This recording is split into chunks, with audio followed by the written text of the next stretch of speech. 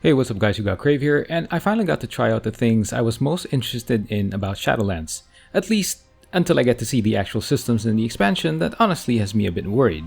Anyway, the pre-patch will eventually include the pre-expansion content that was on the PTR and what the beta testers have been seeing, but what really has my attention for now are the character customizations and the class designs going into Shadowlands to help me understand what my mains will be. First up are the customizations and the amount of changes you can make to your characters via the in-game barbershop. It's pretty amazing. Characters can look very different from how they were in BFA, and these are good additions. A lot of time is spent on your avatars, so the more that you can personalize them so that they sort of fit the Warcraft fantasy in a more specific way is a good thing. Another way to take this in is that you'll have a character that is just, I guess, easier on the eyes because you can make some tweaks on their looks.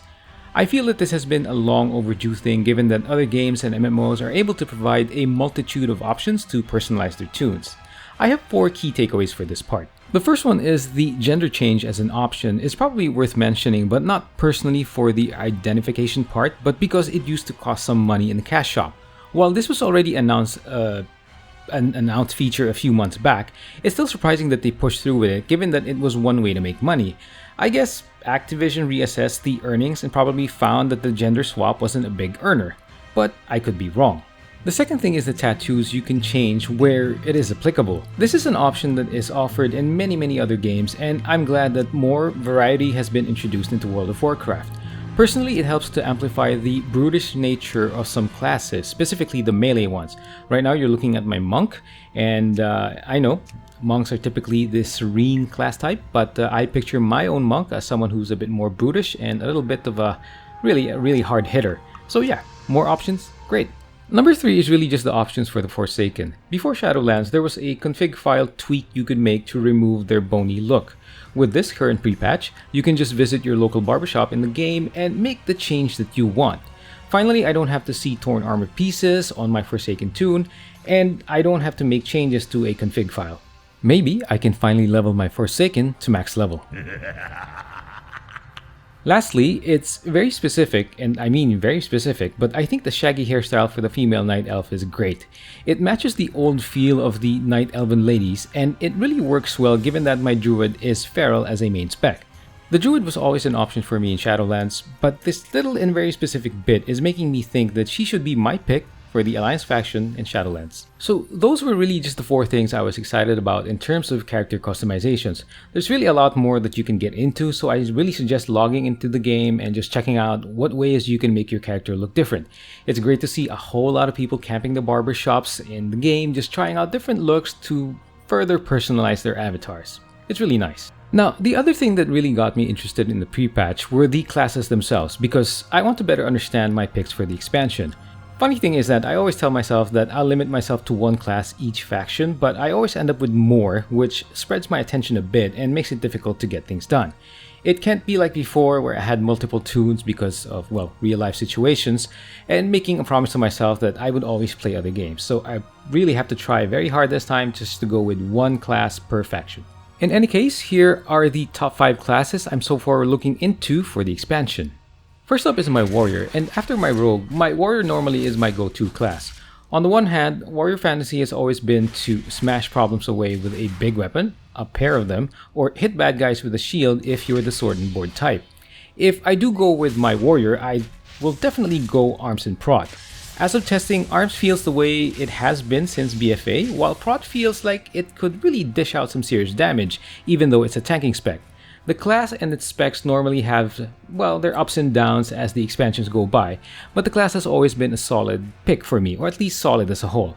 It never really went through lengthy periods where it fell off my radar. Number 2 is Druid, and I mentioned it earlier, and it definitely will be a strong contender as a pick. I plan to go Feral and Resto for the class. Now, in terms of the effectiveness of Feral, I honestly don't know how to place it, but in terms of whether it's fun and workable, it is. It's just that I'm not sure how I feel about Blood Talents. It kind of reminds me of the Monk's hit combo, but also not at the same time. I think it could be better, but I just don't have a counter suggestion for it.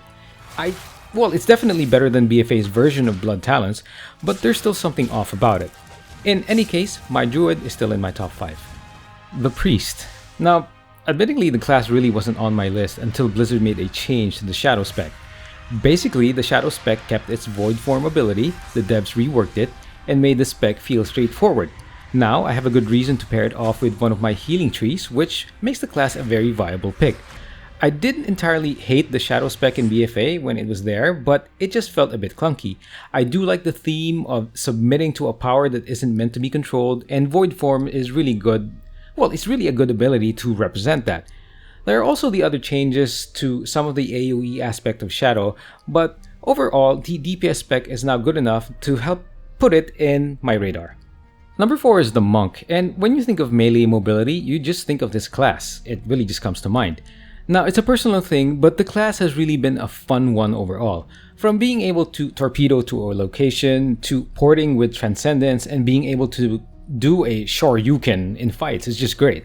I'm thinking of pairing this off with the Brewmaster spec if I could only better time the management of Stagger. I'm not too good at it. But anyway, the Monk is really just in my list. The Mistweaver spec is also a part of it, but I do prefer the healing trees of other classes. So if I do pick Monk, it's most likely going to be a combo of Brewmaster and Windwalker. Demon Hunter, and really just the two things about this class is that their mobility is nuts, and the simplicity of both specializations is just hard to set aside. Thematically, they're also pretty cool in my opinion. Well, Illidan and all that. So there isn't much to say. The class is still fun. You can tank and DPS with a glaive wielding style. So you blitz around really fast, you move around. It's a bit annoying to some people, I guess, but it's a really fun class. And that's pretty much it for my take on the pre-patch. So what do you think of the first iteration of the pre-patch content?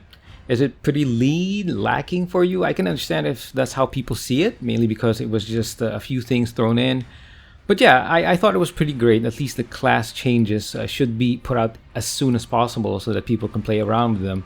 And I think generally these are good starts to the expansion, but I just hope that the endgame systems are better than BFAs or anything that we didn't really like before.